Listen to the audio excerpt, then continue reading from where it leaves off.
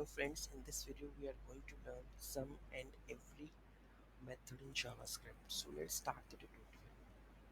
So whenever we met some conditions, so it is if it is satisfy all the conditions, then we can use the every.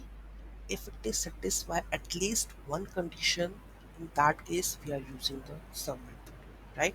So let's check what exactly it is.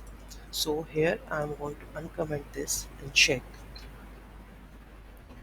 right? So this is the element even. It will check whether the element is an even, right? So it will return some means at least one. So we have the element that is divided by the 2, that is even, that is 4 and 2, right?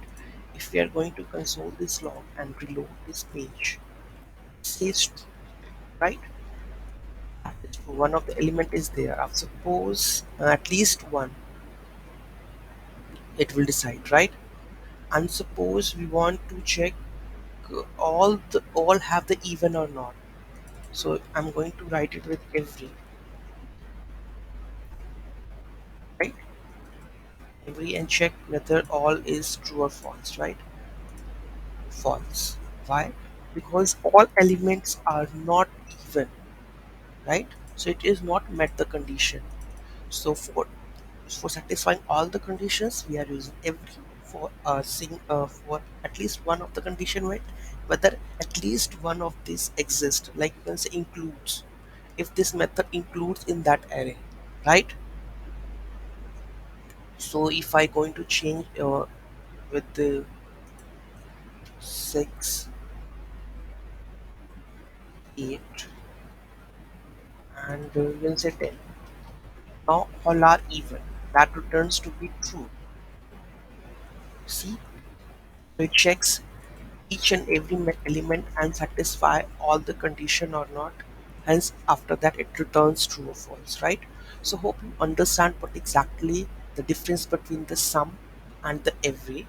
So sum checks so here the whether all elements in the array pass the test implemented by the provided function.